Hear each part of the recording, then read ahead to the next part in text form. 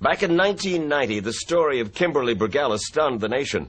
She was the first of 6 Florida dental patients who said that their dentist had infected them with the AIDS virus.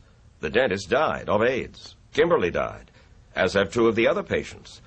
All of the patients, claiming they couldn't have gotten AIDS any other way, sued the dentist, his estate, and his insurance companies. And they've collected so far an estimated $10 million in out-of-court settlements.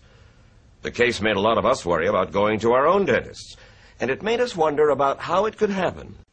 Concerns like these helped launch a national campaign to test all healthcare workers for AIDS, with Kimberly Bergalis making an emotional plea before Congress. I did nothing wrong, yet I'm being made to suffer like this. My life has been taken away.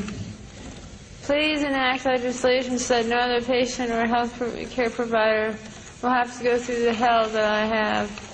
At that time, I was the chief professional advisor for the largest dental and medical catalog supply company in the world, Henry Schein, Inc. Early in my career, I published books and tapes using my knowledge of the behavioral sciences, including the Overcoming Your Fear of the Dentist program, and for this company, Dentistry in the Age of AIDS. By then, I had published dozens of scientific articles. Because of this case and my background, the company sent me on a lecture circuit between 1990 and 93 when I personally trained nearly 30,000 healthcare professionals in the psychology and clinical practices of infection control. But the government and my employer did not like my research. The controversy I created by publishing reports that conflicted with what officials were saying, based on my use of the FBI's official methods and materials, resulted in my corporate dismissal and blacklisting from lecture circuits of all dental and medical associations. Because of this, you might think I have an axe to grind, or that I'm biased against the government.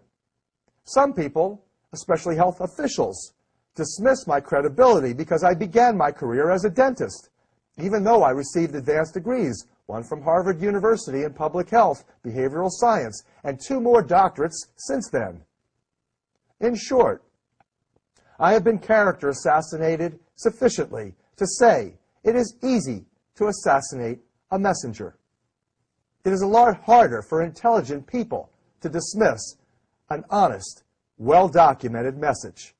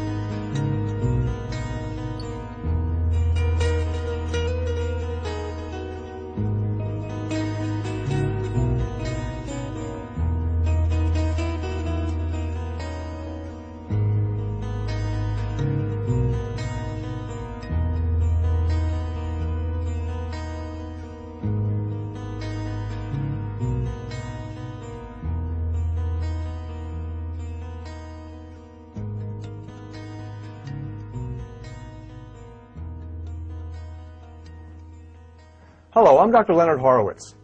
What you are about to watch is a documentary critical of the roles national leaders, trusted medical doctors, and the Central Intelligence Agency have played in advancing the war on cancer, the war on AIDS, and now the war on bioterrorism.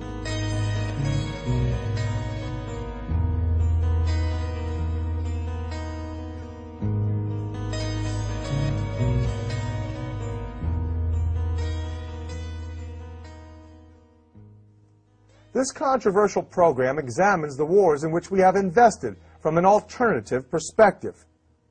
The purpose of this film is to help explain how and why we have technologically advanced, yet declined in health, freedoms, and quality of life.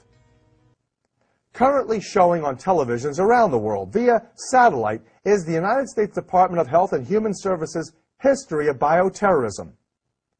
This program, featured in a new 24-hour preparedness programming network, was co-produced with the Department of Homeland Security, with the CIA's involvement.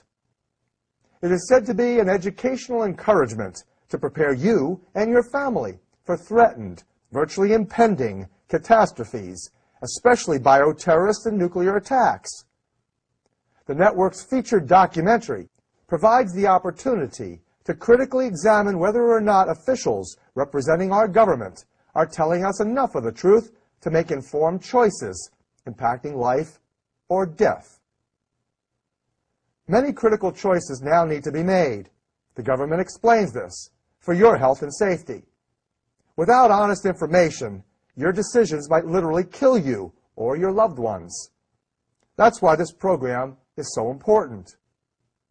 This documentary provides honest messages, proven with visible documents, reflecting the most disturbing political and scientific history ever recorded. Controversial as this is, it is also sufficient for your needs to gain a balanced view that government officials are not providing, and be well informed and thereby empowered to make several life-saving decisions that health officials are now encouraging you to make.